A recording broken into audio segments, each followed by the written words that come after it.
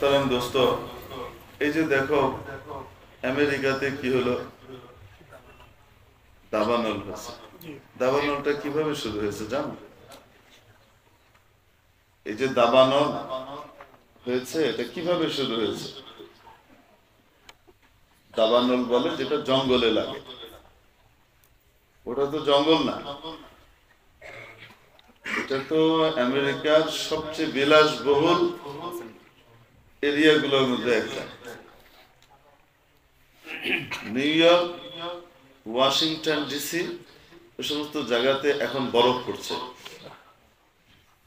তুষারপাত হয়, বরফ পড়ে, ঠান্ডা। আর যখন গরমের সময় তখন তীব্র গরম। তো লস অ্যাঞ্জেলেস যেটা ক্যালিফোর্নিয়া স্টেটের মধ্যে পড়ে, আটলান্টিকের পরে ক্যালিফোর্নিয়া, এটার পুরা অঞ্চলের তোমার আবহাওয়াটা নাতিশীতোষ্ণ, খুব সুন্দর, না গরম না ঠান্ডা।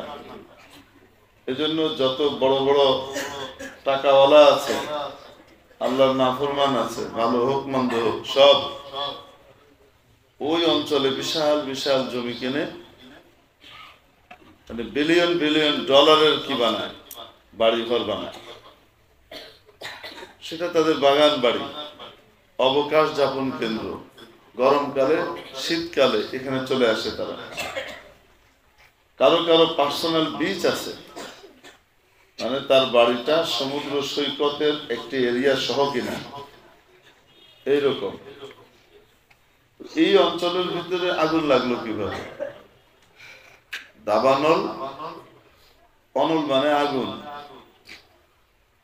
জঙ্গলে যেটা লাগে সেটাকে নিয়ন্ত্রণ করা যায় না। জঙ্গলে গাছ থেকে গাছ, গাছ থেকে গাছ, গাছ থেকে গাছ লাগতে থাকে। এটা তো পুরো প্ল্যান্ট সিটি, শহর, বিলাসবহুল শহর লস অ্যাঞ্জেলেস। এখানে লাগলো কিভাবে জানো? পাশের পাহাড়ে অগ্নুৎপাত হয়েছে। পাহাড়ের ভেতরে আল্লাহ পাক কোন কোন পাহাড়ের ভেতরে অদ্ভুত পিচ তৈরি করতে থাকেন। খুব সহজে তোমাদেরকে বোঝানোর জন্য বলি, তোমরা পিচ তৈরি করতে দেখেছো? এই যে রাস্তায় যে কি করে, ঢালাই করে না, পিচ বানায়, বানাতে দেখেছো? কি দেয়? কিছু পাথর দেয়, তারপরে আলকাতরা দেয়, তারপরে এর ভিতরে আরো কিছু এই দেয় সেই দেয়, দাহ্য পদার্থ দেয়, দিয়ে তারপরে কি করে এভাবে করে করে তারপরে ঢালে। এগুলোর ভিতরে কিন্তু যদি আগুন লাগানো হয়, দপ করে আগুন লেগে যাবে। আল্লাহ পাকের কুদরত হলো আগ্নেয়গিরি। কিছু পাহাড়ের ভেতরে আল্লাহ তাআলা এরকম আগুনের এই পুরা মশলা, ঢালাইয়ের মশলার মতো কি হয়, রং হয়ে তৈরি হতে থাকে, ফুটতে থাকে। হঠাৎ মাঝে মাঝে এগুলোর যে চূড়া আছে, সেই চূড়াটা ব্লাস্ট হয়। ব্লাস্ট হলে তখন ওখান থেকে আগুন বেরোতে থাকে। ভেতরের পুরা তাপ, আগুন, এই পুরা পাথর কাদা যা আছে এভাবে বের হয়ে গড়িয়ে পড়তে থাকে। এটাকে লাভা বলে। এই লাভা বড় ভয়ঙ্কর। কিছু আগ্নেয়গিরি আছে মৃত, এক সময় ছিল, এখন নাই। যেটা দিয়ে বের হয় ওটাকে বলে জ্বালামুখ। আগ্নেয়গিরির অগ্নুৎপাত যে মুখটা দিয়ে হয় ওটাকে কি বলে? জ্বালামুখ বলে। আর এখনো পৃথিবীতে কিছু জ্যান্ত আগ্নেয়গিরি আছে, এটা খুব ভয়ঙ্কর। যেমন জাপানে আছে ফুজিয়ামা, ইটালিতে আছে ভিসুভিয়াস, এরকম বিভিন্ন দেশে আছে। ব্লাস্ট হয় না, আল্লাহ রেখে দিয়েছেন। ওখানে যে আছে কেউ তারা বলতেও পারে না। আসলে গোটা পৃথিবীর সব মুসলমান এক শরীরের মতো বলেছেন না নবীজি? জি। তো গোটা পৃথিবীর কন্ট্রোলটা কার? যখন ওরা জুলুম করবে ফিলিস্তিনিদের উপরে, আল্লাহ পাক আগুন গরম করবেন, ফিলিস্তিনিদের উপরে বোম ফেলো, আগুন জ্বালাও, আল্লাহ ওইখানে কি করবেন? এই আগুনের হলকা তৈরি করবেন। ওটা বিস্ফোরিত হয়ে বেরিয়েছে, বেরিয়ে তো ছিটকে লাভার আকারে যায়। কিন্তু কিছু কিছু জায়গাতে এরকম ফুটনের মতো একেবারে চুলোর মতো দাও দাও করে আগুন জ্বলেছে এবং তীব্র বাতাস ছিল, ঝোড়ো হাওয়ার মতো। এই বাতাস এই আগুনকে ঠেলে নিয়ে উড়িয়ে নিয়ে নিয়ে এক এক হলকার আঙ্গার নিয়ে নিয়ে এক এক জায়গায় ফেলেছে। মুহূর্তের ভিতরে বাড়ি ঘরের ভিতরে আগুন লেগে গেছে, চারিদিকে আগুন লাগা শুরু হয়েছে। আর বাতাসের কারণে আগুন মোতাআদ্দি হয়েছে। যারা এই যে তোমরা মিজান পড়েছো, নাহমির পড়েছো না, তাদের দেখো কত ফায়দা। নাহমির যারা পড়েছে দেখো কিছুক্ষণের ভিতরে আগুন কি হয়ে গেছে, মোতাআদ্দি হয়ে গেছে। যারা 3 গোয়েন্দা পড়েছে তারা বলবে ভূত থেকে ভূতে হয়ে গেছে। অতি দ্রুত ধাই ধাই করে সরে গেল এবং পুরো শহরে আগুন লেগে গেল। ওরা 1.5 বছরে গোটা ফিলিস্তিনকে, গাজ্জাকে এবং আদ্দাফাতুল গারবিয়া, পশ্চিম তীর সহ এই অঞ্চলকে যেভাবে কি করেছে, বোমা মেরে মেরে আগুন দিয়ে জ্বালিয়ে শেষ করেছে। আল্লাহ পাক 1.5 দিনে তাদের সব সাইজ করে দিয়েছে। তো এই যে আগ্নেয়গিরি, এটাকে কন্ট্রোল করবার জন্য এখনো আগুন নিয়ন্ত্রণে আসেনি। তারা প্লেন দিয়ে, এটা দিয়ে, ওটা দিয়ে, পৃথিবীর কোন অত্যাধুনিক যন্ত্র আমেরিকার কাছে নাই যেগুলো দিয়ে আগুন নিভানো যায়। বিজ্ঞানীদের কত কিছু, কিন্তু লাভাকে কেউ ঠেকাতে পারে না। এটা একটা অপ্রতিরোধ আল্লাহ পাকের পাঠানো আযাব। আজ থেকে 10-11 বছর আগে ইউরোপে একবার এক জায়গায় অগ্নুৎপাত হয়েছিল। 1 সপ্তাহ পর্যন্ত গোটা ইউরোপের ফ্লাইট শিডিউল কলাপস করেছে। কোনো প্লেন উপরে উঠতে পারেনি। কেন? সারা আসমান ব্যাপী ছাই।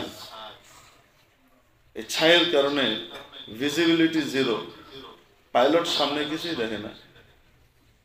তার যে ক্যামেরা আছে, অটো পাইলটের ক্যামেরা, সেই ক্যামেরা দিয়েও ছাই দেখা যায়, কিছুই দেখে না। তো কি করবে? এই যে মুরব্বী আছে, জিজ্ঞেস কর, প্রায় সপ্তাহখানিক কোনো প্লেন চলেনি। আগ্নেয়গিরি কি সাধারণ? একবার মদিনা শরীফের অগ্নুৎপাত হলো, লোকজন দৌড়াতে দৌড়াতে এসে খবর দিল আমিরুল মুমিনিন ওমর ইবনুল খাত্তাব রাদিয়াল্লাহু তাআলা আনহু তখন কোথায় বসা? মসজিদে বসা, রাজকার্য পরিচালনা করছেন, খেলাফত পরিচালনা করছেন। এসে বলল মানুষ, না না না, আগুন আসছে, আগুন। ওই পাহাড় থেকে লাভা নেমে আসছে এবং সামনে যা পাচ্ছে সবকিছু কি করছে, জ্বালিয়ে পুড়িয়ে ছারখার করে শেষ করে দিচ্ছে। এবং এই আগুন মদিনার দিকে আসছে।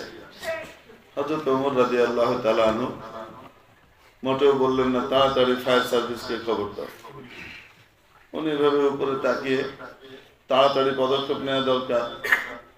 এজন্য পিছনে কে আছে দেখি। একদম পিছনে বসা ছিলেন হযরত তামিম দারি রাদিয়াল্লাহু তাআলা আনহু। বললেন, তামিম যাও তো, যাও তো দেখি, ব্যবস্থা নাও তো। হযরত তামিম দারি এই কথা বললেন না, আমি ব্যবস্থা নিব আমিরুল মুমিনিন, যন্ত্র দেন, জিনিস দেন। আর দুনিয়া বিল ওয়াসাইল লা বিল ফাসাইল, দুনিয়া তো ওসিলা দিয়ে আল্লাহ করে, জিনিস দেন, কি দিয়ে ঠেকাবো, এটা ঠেকানো যায়? উনি কিছুই বলেন নাই। কারণ সাহাবায়ে কেরামের প্রত্যেকেরই সম্পর্ক কার সাথে ছিল? আল্লাহর সাথে। উনি চুপ করে বেরিয়ে গেছেন। বেরিয়ে গিয়ে যেদিক থেকে লাভা আসছে, মানুষজন উল্টো দিকে ছুটছে, উনি ওইটার দিকে যাচ্ছেন। ওখানে গিয়ে লাভার বরাবর যখন লাভা এইভাবে চলে আসছে কাছাকাছি, উনি ওখানে গিয়ে দাঁড়িয়ে লাভার দিকে ইঙ্গিত করে বললেন, থামো, এখানেই থামো। সুবহানাল্লাহ। বলার সাথে সাথে লাভা ওখানেই থেমে গেল, আর সামনে বাড়লো না। পিছন থেকে তো লাভা আসছে, কিন্তু এখানে এসে যেন একটা অদৃশ্য দেয়ালে বাধা পেয়ে এভাবে উঁচু হয়ে যাচ্ছে। পিছন থেকে তো আসছে, তো সেটা কোথায় যাবে? সামনে একটা দেয়াল দিয়ে দিলে এরকম করে এসে আস্তে আস্তে আস্তে এরকম বাড়বে না, বেড়ে যাচ্ছে। এরপরে আদেশ করলেন, পিছনে যাও। লাভা এবার উল্টো যাওয়া শুরু করলো। যেতে যেতে লাভাগুলো একেবারে যেই পাহাড়ের উপর থেকে নেমে এসেছিল তার পাদদেশে গিয়ে থেমেছে। না, হাতে একটা রুমাল ছিল, রুমাল দিয়ে এভাবে ইশারা করলেন। এবার লাভা নিচ থেকে পাহাড়ের দিকে উঠা শুরু করেছে উপরে। সুবহানাল্লাহ। যে জ্বালামুখ থেকে বের হয়েছিল সেই জ্বালামুখের ভেতর দিয়ে আবার সমস্ত লাভা ঢুকে গেল। ঢুকে যাওয়ার পরে হযরত তামিম দারি ফিরে আসলেন আর হযরত ওমর রাদিয়াল্লাহু তাআলা আনহুকে বললেন, আবশির ইয়া আমিরুল মুমিনিন, আমিরুল মুমিনিন সুসংবাদ গ্রহণ করেন, ইনশাআল্লাহ কিয়ামতের আগে আর কোনোদিন বেরোবে না। সুবহানাল্লাহ। এটা কিসের মাধ্যমে হয়েছিল? দুনিয়ার টেকনোলজির জ্ঞান, দুনিয়ার কোন সায়েন্স বা অন্য কোনো কিছু দিয়ে নয়, এটা ছিল কোরআনের ইলমের কারণে। এই কোরআনের সাথে সম্পর্ক হয়ে আরশের মালিকের সাথে ওনাদের সম্পর্ক হয়েছিল, যার কারণে গোটা দুনিয়া ওনাদের গোলামে পরিণত হয়েছিল। এখন তোমাদেরকে বলার সময় নাই, তোমাদের আসাতিজা ইকরাম আছেন, নামাজের সময় আছে, নামাজ পড়তে হবে। এই জন্য আল্লাহ পাক যে তোমাদেরকে ইলমে দ্বীন আহরণের জন্য কবুল করেছেন, নির্বাচিত করেছেন, বাছাই করেছেন, এটা কি সাধারণ শুকরিয়ার বিষয় না, অসাধারণ শুকরিয়ার বিষয়? তোমরা বলতে পারো, হুজুর এগুলো তো ওই জমানায় হয়েছে, এই জমানায় কি আর হবে? প্রশ্ন হলো, সেই আল্লাহ কি এখনো আছেন? সেই আল্লাহর সেই কোরআন কি এখনো আছে? সেই আল্লাহর সেই ওয়াদা কি এখনো আছে? যদি থাকে তাহলে শর্ত পুরা করলে এখনো হবে, এখনো হয়, এই জমানাতেও হয়। হযরত শাহজালাল রাহমাতুল্লাহ আলাইহি যায় নামাজের উপরে দাঁড়িয়ে পুরা নদী পাড়ি দিয়ে চলে এসেছেন, সাথে 360 জনের বিশাল কাফেলা। একজন তো নদীতে ডুবে যান নাই, পানিও কথা শুনে, নদীও কথা শুনে। শাইখুল আরব ওয়াল আজম কুতবুল আলম শাইখুল ইসলাম সৈয়দ হুসাইন আহমদ মাদানী রহমতুল্লাহ আলাইহি, যিনি রওজা শরীফের পাশে 18 বছর পর্যন্ত হাদিস পড়িয়েছেন, বিভিন্ন দেশের ছাত্ররা ওনার কাছে হাদিস পড়তেন রওজা আথারের পাশে। আর দেওবন্দ মাদ্রাসায় সদরুল মুদাররিসিন শেখুল হাদিস, সবচেয়ে বড় হুজুর হিসেবে ওনাকে নিয়ে আসা হয়েছিল। হযরত শেখুল ইসলাম মাদানী রহমতুল্লাহ আলাইহির অন্যতম খলিফা ছিলেন সন্দ্বীপের মুসলিহে উম্মত শেখ তরিকত হযরত মাওলানা ইদ্রিস সাহেব সন্দ্বীপী রহমতুল্লাহ আলাইহি। হযরত শেখ ইদ্রিস সাহেব সন্দ্বীপী রহমতুল্লাহ আলাইহির প্রথম মাদ্রাসা ছিল জামিয়া হুসাইনিয়া কাসিমুল উলুম সন্তোষপুর সন্দ্বীপ, সন্তোষপুর মাদ্রাসা হিসেবে এটা পরিচিত। তো আপনার মাদারীনগর মাদ্রাসার নাম শুনেছেন হয়তো। এই মাদারীনগর মাদ্রাসার প্রতিষ্ঠাতা প্রিন্সিপাল ছিলেন হযরত। হযরত তো প্রিন্সিপাল শব্দকে খুব ঘৃণা করতেন, হযরত মুহতামিম বলতেন। মানে কেউ যদি ইংরেজি শব্দ বলতো ও একদম সোজা করে ছেড়ে দিতেন, এবং বড় অদ্ভুত কথা বলতেন। বলতেন ইহসাসে কাহতারি আর কমতরি আমাদের আহলে ইলমকে কি করে দিচ্ছে, নিচে নামিয়ে দিচ্ছে। হ্যাঁ, অনেক সময় ইংরেজি শব্দ বলতে পারলে প্রাউড ফিল করে, অথচ যারা ইংরেজি নিয়ে পড়েছে তারা যখন দ্বীনের সংস্পর্শে এসেছে, আহলে ইলম উলামায়ে কেরামের সাথে উঠা বসা করেছে, দ্বীন শিখেছে, তারা ইংরেজি বাদ দিয়ে আরবি আর উর্দুটা বলতে গর্ববোধ করে। তিনি বলতেন যে টঙ্গী ইজতেমার মধ্যে আমাদের মাওলানা সাহেব হয় স্টেজে বয়ান নিতেছে, আর ইঞ্জিনিয়ার সাহেব বলে মেম্বারের দিকে এগিয়ে আসি। তিনি বলতেন এই জন্য আল্লাহ ওয়ালার সোহবত জরুরি, মহজ ইলম আর তাআল্লুম কাফি নয়। ইলমের নূর পেতে হলে আহলে ইলম তাকওয়াওয়ালা আল্লাহ ওয়ালাদের সোহবত দ্বারা নিজেদের ইলমের ভিতরে জিলা পয়দা করতে হবে, রূহ পয়দা করতে হবে। হযরত এটা বলতেন। হযরত ইদ্রিস সাহেব সন্দ্বীপী রহমতুল্লাহ আলাইহির প্রথম মাদ্রাসা ছিল সন্তোষপুর সন্দ্বীপ, এটার মুহতামিম ছিলেন হযরত। তো ওইখানে বিরাট দীপ্ত, অনেক বড় লোকালয়, একটা থানা ওটা।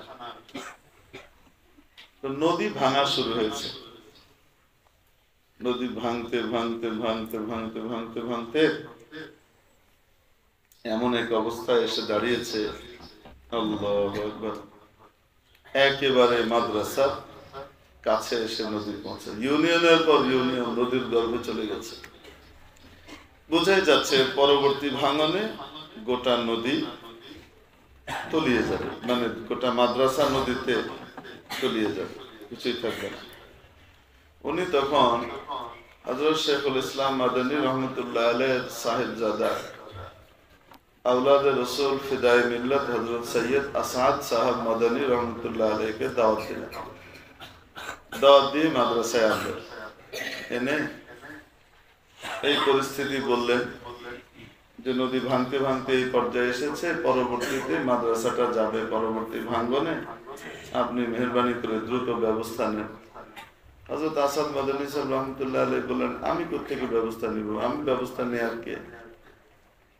হযরত ইদ্রিস সাহেব রহমতুল্লাহ আলাইহি বললেন, যে ব্যবস্থা নিতে পারবে আমি তো তাকেই এনেছি, এখন যদি আপনি ব্যবস্থা না নেন তাহলে আপনার আব্বার আমানত এই নূরকে এখানে জিন্দা করবার জন্য আমি জীবনের সর্বস্ব দিয়ে এটা দান করিয়েছি, এটা যদি নদীতে বিলীন হয়ে যায় তাহলে সন্দীপ শিরিক বেদাতের অন্ধকারে আবার নিমজ্জিত হবে।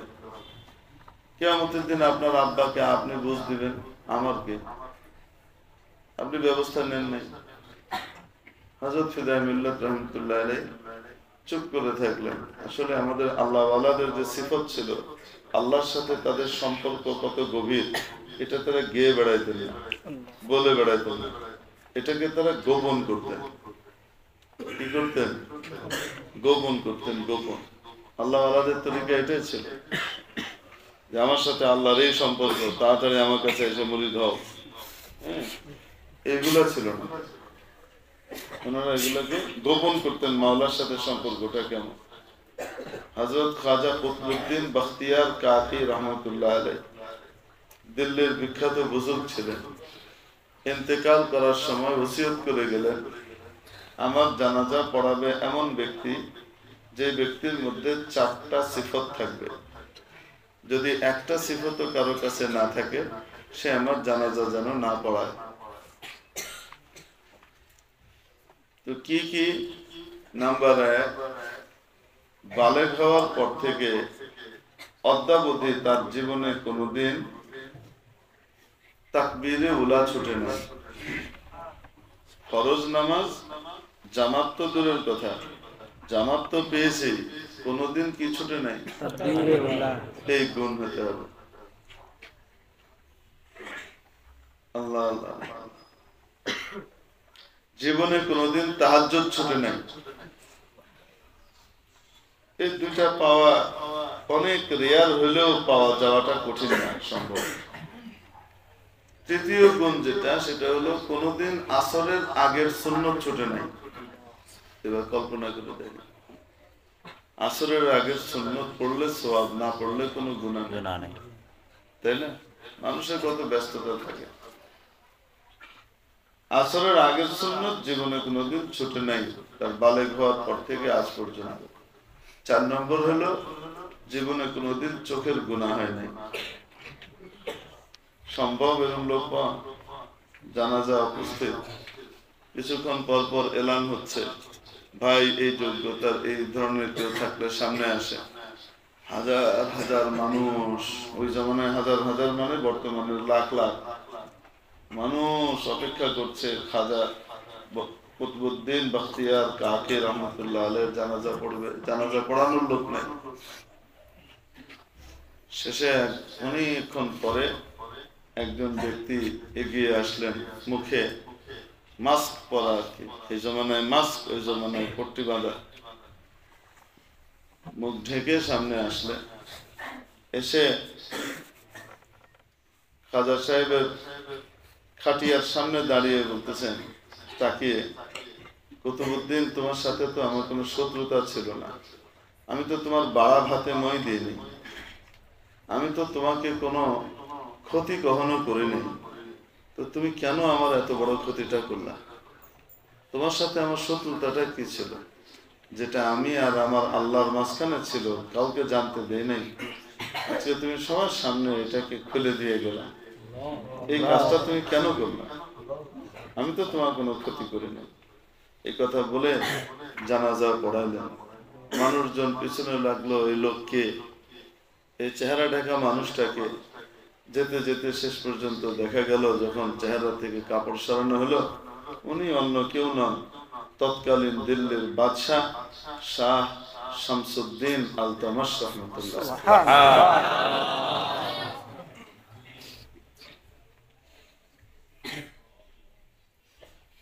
তারা দুনিয়ার এত উপরে যাওয়ার পরে আল্লাহ, আমরা সামান্য দুনিয়া পেয়ে গেলে আল্লাহকে ভুলে যাই। আল্লাহর ওলিরা আল্লাহর সাথে তাদের সম্পর্ক গুলাকে ঢেকে রাখতে চাইতেন। আজকাল তো দেখি মাশাআল্লাহ কার্ড ছাপায়, খলিফায়ে অমুক, খলিফা হযরত ওয়ালা অমুক, অমুকের খেলাফত পেয়েছে। আবার কেউ কেউ আবার কয় পীরের খেলাফত পেয়েছে সেটাও লিখে। মানে হলো আমি সিঙ্গেল পীর না, 2 পীরের খেলাফত পাইছি মানে আমি ডবল পীর, আর 3 পীরের খেলাফত পাইছে মানে সে ট্রিপল পীর। এগুলোও লেখে। হায়রাত আঙ্গেজ। আল্লাহ পাক আমাদেরকে আমাদের আকাবিরিনের রুচি ধরে রাখার তৌফিক দান করেন। যাই হোক, হযরত মাওলানা সৈয়দ আসাদ মাদনী সাহেব রহমতুল্লাহ আলাইহি উনি যতই বলেন, উনি এই কথাই বলেন যে আমি কোত্থেকে কি করবো, মেরে হাত মে ক্যা হ্যায়, আপ দোয়া কিজিয়ে। শেষে যখন ইদ্রিস সাহেব রহমতুল্লাহ আলাইহি ভালো করে টাইট করে ধরলেন, তখন উনি মাথাটা নিচু করে কিছুক্ষণ চুপ করে থাকলেন। তারপর বললেন চলেন, কোথায় যেতে হবে, চলেন, নদী কোথায়? তো মাদ্রাসা থেকে বেরিয়ে নদীর একদম কিনারে গিয়ে দাঁড়ালেন, নিজের লাঠিটা নদীর কিনারে ওই জায়গাতে রেখে হাত উঠিয়ে দোয়া শুরু করলেন। কি দোয়া করেছেন আল্লাহ ভালো জানে। তারপরে ওখান থেকে চলে আসলেন। আল্লাহর ওলি সেই দোয়ার পর থেকে সেই দিন থেকে ওখানে নদী ভাঙন বন্ধ হয়ে গেল। শুধু বন্ধ হয়ে গেল তা নয়, প্রতি বছরে আমার ওখানে যাওয়ার তৌফিক হয় আলহামদুলিল্লাহ। এখন আমি ওখানে গিয়ে দেখেছি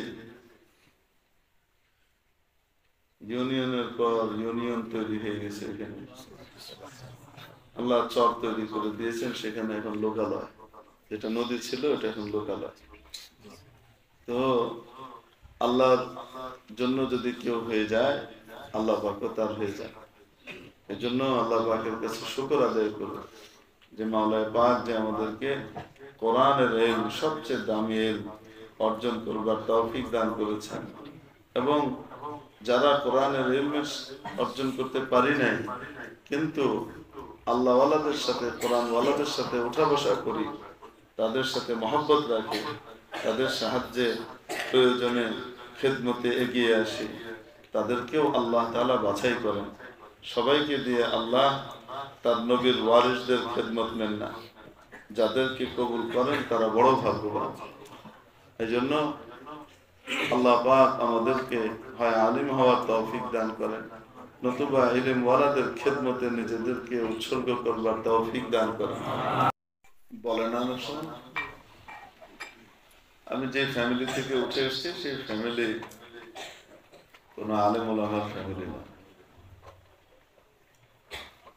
এনারা নিজেদেরকে দুনিয়ার লাইনে বড় উচ্চ পর্যায়ে শিক্ষিত মনে করেন, সরকারি বড় বড় গুরুত্বপূর্ণ দায়িত্বে, সামরিক বিভাগেরও বড় গুরুত্বপূর্ণ পজিশনে এক একজন কাজ করেছেন। তো ওই ফ্যামিলি এক কথা জেনারেল লাইনের ফ্যামিলি, তার ভিতরে একদম হায়ার গ্রেডের শিক্ষিত। ওই জায়গা থেকে আল্লাহ পাক মাদ্রাসায় নিয়ে আসলেন। মাদ্রাসায় ছোটবেলায় ছুটি হলে বাড়ি গেলে আত্মীয় স্বজনের বাসায় বেড়াতে যেতাম। আব্বা কেন যেন বেড়াতে যেতে দিতে চাইতেন না। কেন চাইতেন না এটা বুঝতাম না। তো গেলে প্রথম প্রশ্ন আস্তে আস্তে, কি করো? পড়ছো? আচ্ছা পড়ছো। কি পড়ছো? এখন হেফজ পড়ছি। ও তুমি হাফিজি পড়ছো, মানে এটাও ঠিক মতো বলতে পারবে না। হ্যাঁ, দোয়া কোনো পেটে বোম মারলেও মুখ দিয়ে বেরোবে না, দোয়া মাসুলা বলতে পারবে না, কিন্তু নিজেকে কি বিশাল কি মনে করে। বলে কি তো তারপর তুমি কি করবা? তো বললাম প্রশ্নটার ভিতরে একটা তাচ্ছিল্যের ভাব আছে। তো এটাতে বাচ্চারা কিন্তু খুব দ্রুত বুঝতে পারে যে কে আমাকে আদর করছে আর কে আমাকে তাচ্ছিল্য করছে। যে বড়দের চেয়ে বাচ্চাদের অনুভূতিটা খুব টনটনে, স্ট্রং। সেদিন আমার ব্যবসায়ীরা আমাকে বিচার দিচ্ছে, আপনার ছেলে নবাব দাদা হয়েছে, নবাব দাদা, তাকে অল্প ভাত দিলে সে খাবে না। আমি বললাম খাবে কেন সে অল্প ভাত দিলে? তুমি সবাইকে আলাদা প্লেট দিবা, আলাদা আলাদা খাবার খেতে দিবা, সবার প্লেট ভর্তি থাকবে, শুধু ওর প্লেটে ভাত কম। এটা হয় নাকি কখনো? এটা মান সম্মানের ব্যাপার আছে না?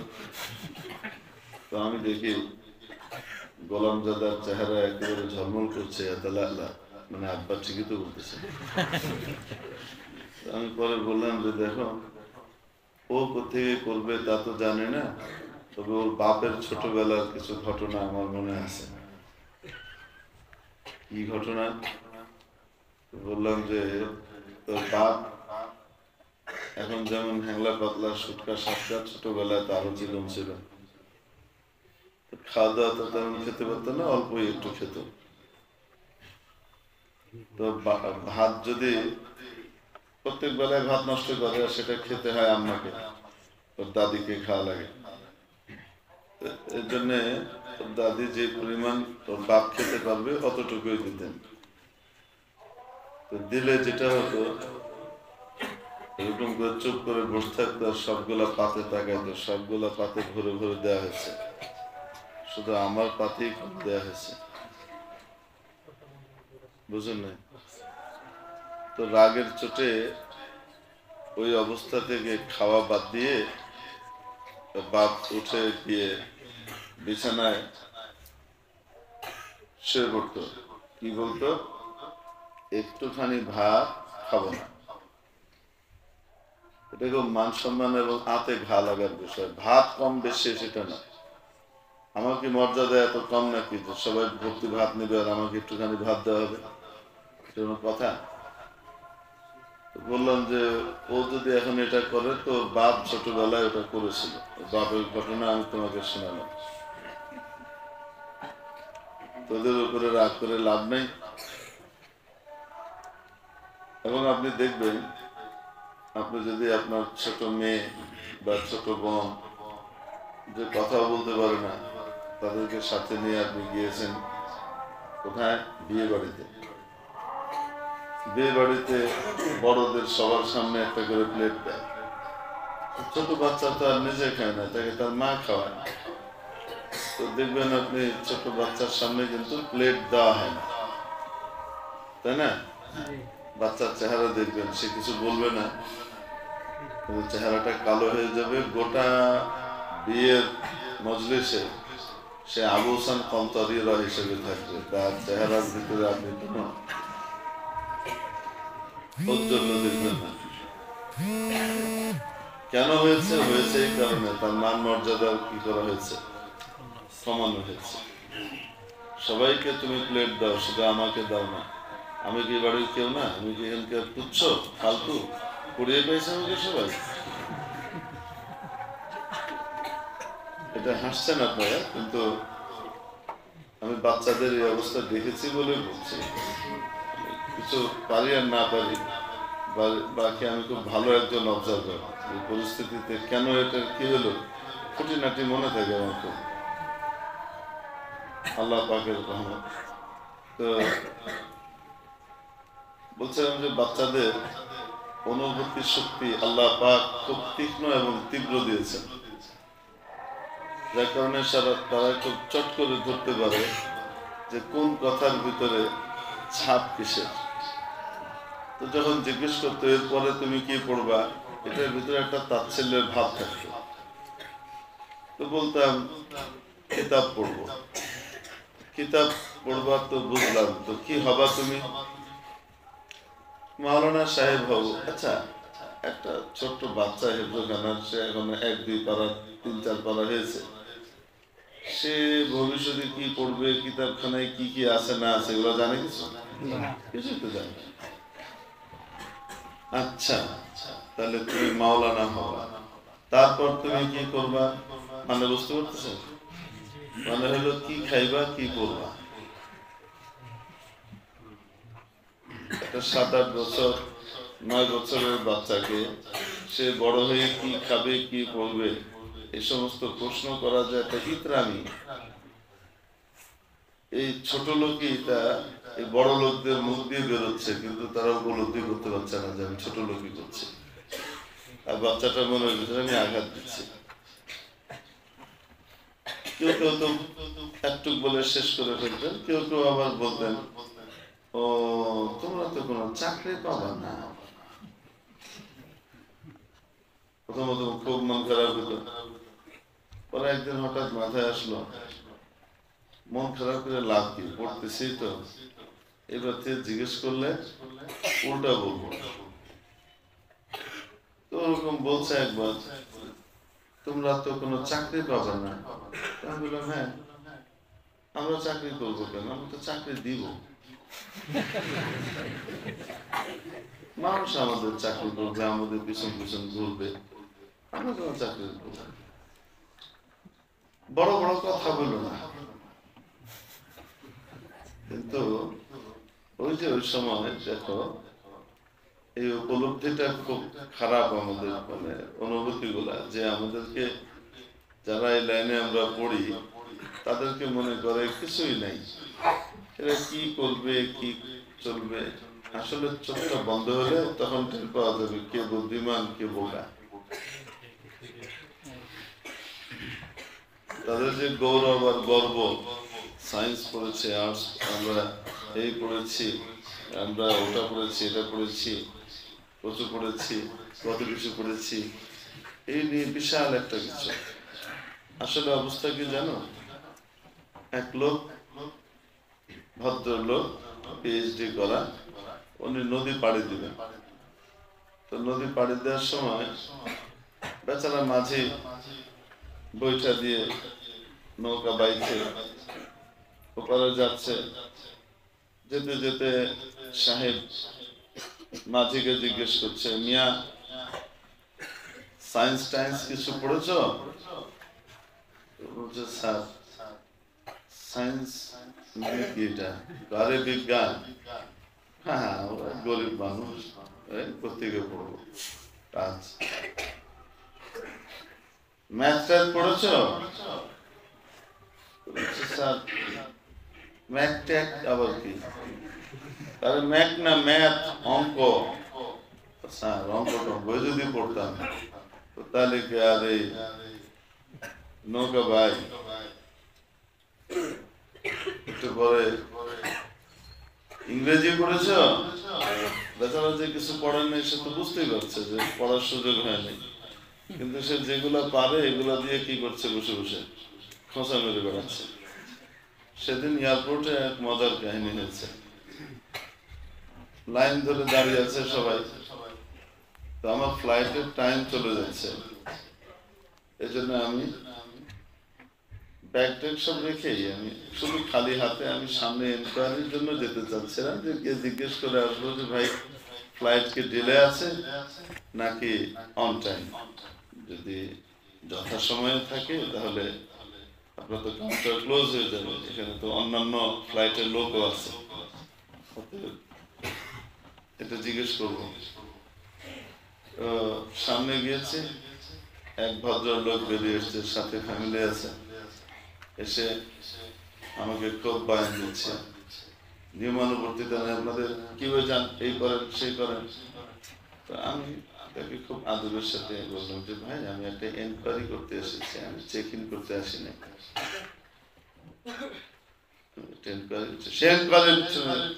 সে বাংলা বলে না, সে কি বলছে, এই এতক্ষণ যা যা বলছে সব ইংরেজিতে বলছে। তো দেখলাম তো কেঁদো, আমি তাকে বললাম তুমি ইংরেজি বলছো কেন? আপনি ডাব্লিউ বলেন, তুমি ইংরেজি বলছো কেন?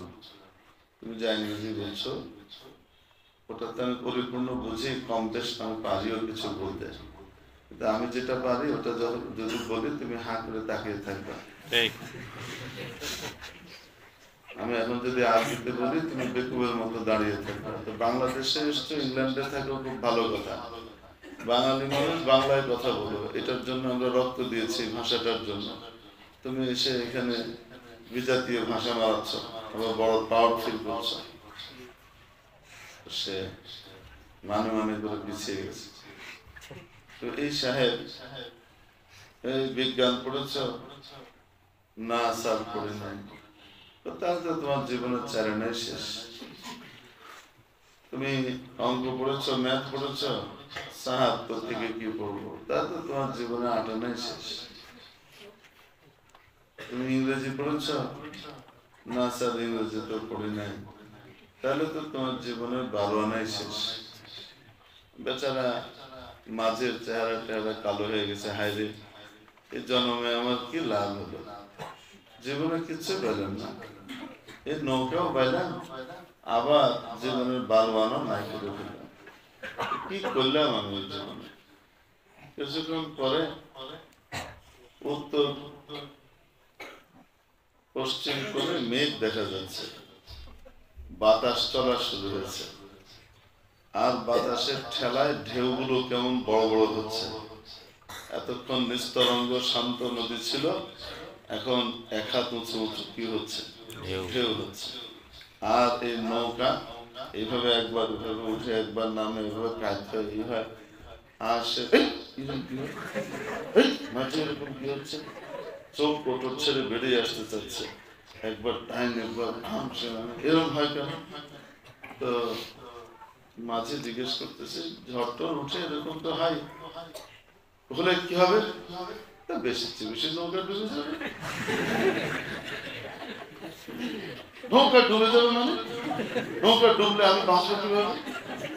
জিজ্ঞেস করছে, স্যার সাঁতার পারেন না? না, সাঁতার তো শিখিনি। এইবার মাঝের মুখ ঝলমল করছে। আমার তো জীবনের 12 আনা শেষ, আপনার তো 16 আনা শেষ।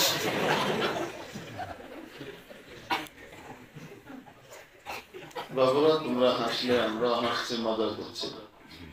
বাস্তব কথা হলো এটাই। জীবনের সায়েন্স পড়লাম, ইংরেজি পড়লাম, ম্যাথ পড়লাম, ইউরোপ আমেরিকার কত কিছু জানলাম, পৃথিবীর আশ্চর্যের কত কিছু জানলাম, আকাশের তারার কোনটার কি নাম সেটাও জানলাম।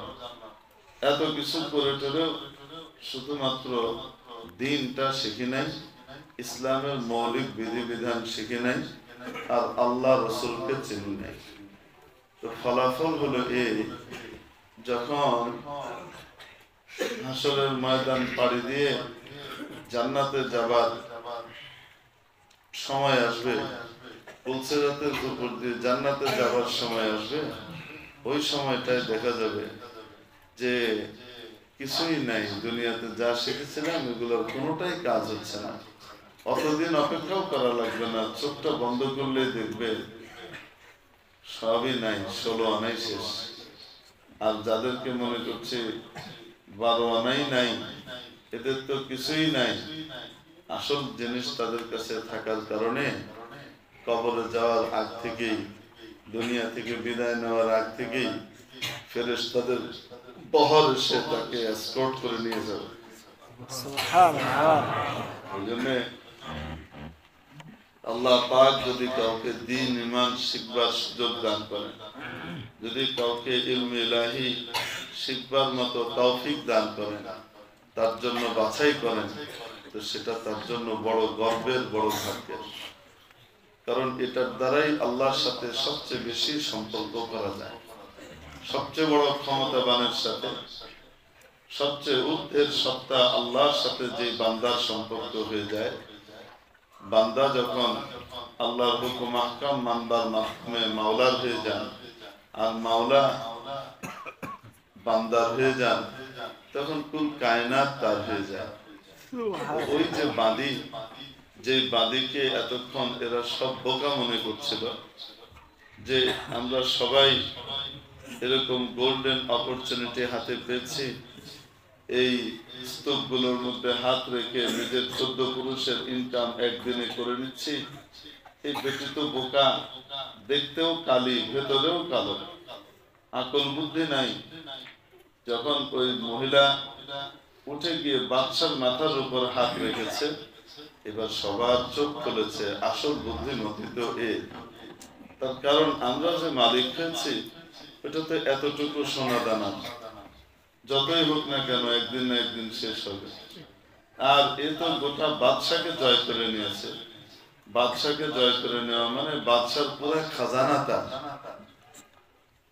বাদশার ভান্ডার যা আছে, ভল্টে যত হাজার হাজার মন সোনা দানা হীরা জহরত যা আছে সব তার হয়ে গেছে। কারণ বাদশাহ যা, খাজানা তার, ঠিক তেমনি ভাবে রব যা, সব তার। সাহাবায়ে কেরাম এটা জানতেন। ওনাদের না কোনো সামরিক উচ্চতর ট্রেনিং ছিল, না ওনাদের কাছে খুব ধন দৌলত ছিল, না ওনাদের কাছে অন্য কোনো কিছু ছিল। মরুচারী ছিলেন, খাবারও ঠিক মতো ছিল না, পানিও ঠিক মতো পাওয়া যেত না, কোনো ট্রেনিংও ছিল না। দুনিয়ার অন্যান্য প্রশিক্ষিত বাহিনী তাদেরকে উশৃঙ্খল মব মনে করত। এরকম সাহাবায়ে কেরামের সম্পর্ক যখন কার সাথে হয়ে গেছে, আল্লাহর সাথে হয়ে গেছে, তাদের পায়ের কাছে গোটা পৃথিবীর বড় বড় তাকাত আর শক্তিরা মাথা ঠেকিয়ে দিয়েছে, নতজানু হয়ে গেছে। কিসের জোরে? বড় ক্ষমতাসীনের সাথে তাদের সম্পর্ক হয়ে গেছে। যখন মাওলার সাথে বান্দার সম্পর্ক হয়ে যায় আর মাওলা বান্দার হয়ে যান, তখন মাওলার এরিয়া ক্ষমতার যতটুকু, অতটুকুর ভেতরে সে বিশেষ ফ্যাসিলিটি পেতে থাকে, সবটা। আল্লাহু আকবার। হযরত সাফিনা রাদিয়াল্লাহু তাআলা আনহা নামে একজন সাহাবী ছিলেন। এটা ওনার লাকাব, উপাধি, ওনার নাম অন্যটা। হযরত সাফিনা রাদিয়াল্লাহু তাআলা আনহা দ্বীনের এক জামাতের সাথে ইসলামের বাণী প্রচার প্রসারের জন্য বের হয়েছেন। রাস্তায় এক জায়গায় আমিরে জামাত শিবির সন্নিবেশ করলেন এবং সেখানে সবাইকে বলে দিলেন, যার যার প্রয়োজন থেকে ফ্রি হয়ে যাও, মানে ওয়াশরুমে যাওয়ার যে প্রয়োজন, এই প্রয়োজনটা পুরা করে আসো। তখন তো আর পোর্টেবল টয়লেট থাকতো না যে ভ্রাম্যমান পায়খানা নিয়ে কি করছে, সফর করছে, এই যুগে আছে, তখন ছিল না। তো মানুষ কি করতো বলো? মানুষ দূরে দূরে চলে যেত, যেন কেউ কারো গোপন জায়গা না দেখতে পারে এবং নিজের লজ্জার হেফাজত করতে পারে। ইসলামের শিক্ষা ওইটাই। কানা রাসূলুল্লাহ সাল্লাল্লাহু আলাইহি ওয়াসাল্লাম ইযা যাহাবা মাযহাবা আবআদ, নবীজি যখন যাওয়ার জায়গায় যেতেন তখন দূরে চলে যেতেন। যাওয়ার জায়গা মানে বলেন, ইঙ্গিত করা হয়েছে, ইঙ্গিত করা হয়েছে যে ইস্তেঞ্জাখানায় যাওয়া, ইস্তেঞ্জা করতে গেলে দূরে চলে যেতেন। সফরের ভিতরে যখন থাকতেন বিশেষভাবে মরুভূমিতে, পাহাড় পর্বতে, বনে গদারে, তখন কোথায় করতেন? অনেক দূরে চলে গেলে কেউ দেখবে না, কোনো পাথরের আড়ালে, কোনো গাছের আড়ালে গিয়ে মানুষ বসতেন। ইসলামের শিক্ষা এটা। যার কারণে এদেশের মানুষ, তাদের টাকা পয়সা ধন দৌলত নাই, সেটা ঠিক, কিন্তু এদেশের মানুষের ভিতরে এই লজ্জা, শরম, হায়া এখনো আছে। কোন মানুষকে আপনি দেখবেন না খোলা সড়কের পাশে ময়দানে বসে সবার সামনে কাজ ছাড়ছে, দেখবেন? এবং এই ইসলামিক কালচার এই দেশে থাকার কারণে এদের সাথে থাকতে থাকতে যে হিন্দুরা, এদের মধ্যে ওই স্বভাব তৈরি হয়ে গেছে। এরাও কখনো খোলা জায়গাতে নিজের হাঁড়ি পাতিল খুলে বসে যায়, কুমড়া তান খুলে বসে যাবে, এই কাজ তারা করে না।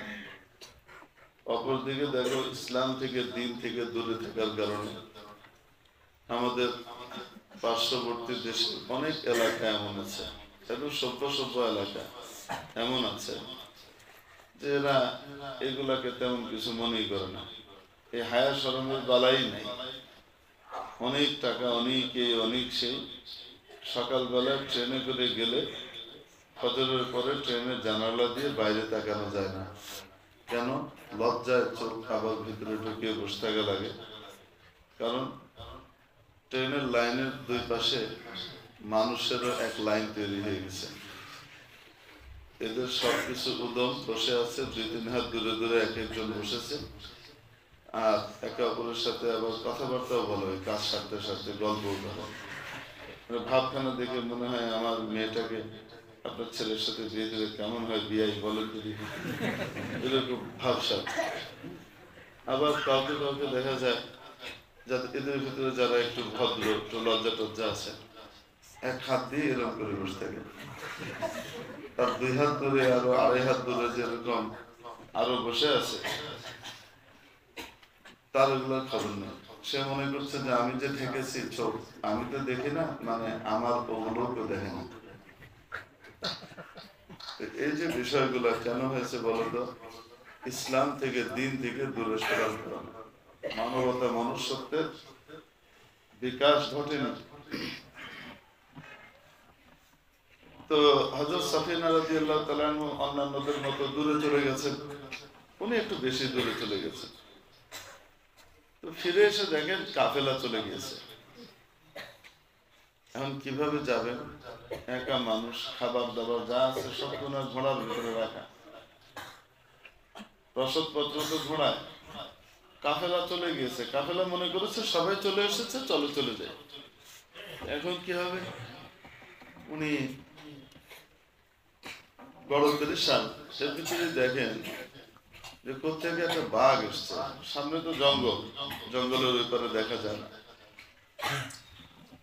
বাঘ এসে রণমূর্তি ধারণ করেছে, আক্রমণাত্মক ভঙ্গিতে এসে সামনের 2 পাকে এভাবে পজিশনে গিয়ে পিছনের লেজ করে ধীরে ধীরে নাড়ছে।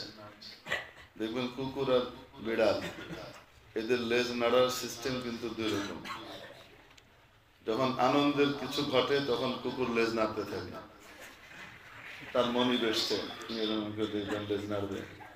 তারপরে খাবারের বাটি দেখা যাচ্ছে, দেখবেন লেজ নাড়তে থাকবে। দেখেন কুকুরের লেজ নাড়া, এটা সে আনন্দ প্রকাশ করছে। আর বিড়াল লেজ নাড়ে যখন জানেন, যখন সে পায়তারা কষে, এখন সে কারোর উপর হামলা করবে, হামলার গতিটা কেমন হবে, ঠিক কোন জায়গাটায় হাতটা পড়বে, কোন জায়গাটায় মুখটা পড়বে, হ্যাঁ, কতটুকু উচ্চতা মেপে তাকে লাভ দিতে হবে, এগুলোর জন্য যখন সে পায়তারা কষে, তখন করে বসে পিছনের লেজটা যেরকম করে আস্তে আস্তে দেখাচ্ছে তার লেজের থেকে বুদ্ধি মাথায় কি হচ্ছে দেখেননি? বিড়ালের মতোই বাঘ। তো বাঘ এরকম লেজ করছে, বসছে। এখনই কি করবে? লাফ দিবে, ঝাঁপ দেওয়ার ঠিক আগ মুহূর্তের পজিশনে আছে সে। হযরত সাফিনা রাদিয়াল্লাহু তাআলা আনহু এই অবস্থা দেখে একটু ঘাবড়ালেন না। বাঘকে লক্ষ্য করে 3টে কথা বললেন। প্রথম কথা বললেন, আমি আখিরি নবী মুহাম্মদ সাল্লাল্লাহু আলাইহি সাল্লামের একজন উম্মতি। দ্বিতীয় কথা বললেন, আমি ওনার মিশন বাস্তবায়ন করবার জন্য পৃথিবীতে বের হয়েছি। তৃতীয় কথা বললেন, আমি কাফেলা থেকে বিচ্ছিন্ন হয়ে গেছি, রাস্তা দেখাও, কাফেলা পর্যন্ত নিয়ে যাও। কি অদ্ভুত কথা! হযরত সাফিনা রাদিয়াল্লাহু তাআলা এই কথা বলার সাথে সাথে বাঘও 3টে কাজ করলেন। প্রথম কাজ, সে তার রণমূর্তি পরিহার করে মুহূর্তের ভিতরে একদম জড়সড় হয়ে গেল, সামনের 2টো হাত মানে 2টো পাকে এইভাবে জড়ো করে বসে গেল, মাথা নিচু করে, যেন বোঝালো যে আমি আপনার কথা বুঝতে পেরেছি। দ্বিতীয় কাজ করলো, সে উল্টো ঘুরে জঙ্গলের দিকে রওনা হলো এবং যাওয়ার পথে একটু পরপর ঘুরে ঘুরে দেখে হযরত সাফিনা সাথে আছেন নাকি নাই। যদি দেখে একটু দূরত্ব হয়ে গেছে, বাঘ থেমে দাঁড়ায়, হযরত সাফিনা কাছাকাছি আসলে তারপরে আবার রাস্তা দেখায়। এইভাবে জঙ্গলের ভিতরে ঢুকে মেঠো পথ, ফাঁকা পথ, এই পথ ওই পথ মারিয়ে সে শর্টকাটে জঙ্গলের এই পার থেকে ওই পার চলে গেল। ওই পারে নিয়ে জঙ্গল থেকে বের হওয়ার পরে হযরত সাফিনা দেখেন মুসলমানদের কাফেলা জঙ্গলের এইভাবে ঘুরে ওদিকে চলে গেছে। যখন মুসলমানদের কাফেলা নজরে চলে আসলো, তখন বাঘ তার ফাইনাল তৃতীয় কাজটা করলো। ঘুরে হযরত সাফিনার দিকে ফিরে আবার তার দুটো পা অর্থাৎ দুই হাতকে জড়ো করে এভাবে বসে গিয়ে যেন বোঝাতে চাইলো, হযরত আমি কি আমার উপর অর্পিত দায়িত্ব যেটা আপনি দিয়েছিলেন পালন করতে পেরেছি? তারপরে বাঘ ঘুরে জঙ্গলের দিকে চলে গেল। হযরত সাফিনা কাফেলার সাথে মিলিত হলেন। যদি আল্লাহর হয় আর আল্লাহ যদি মানুষের হয়, তখন কুল কায়নাত তার হয়ে যায়। পশু পাখি, গাছপালা, নদী সাগরও তার কথা শুনে।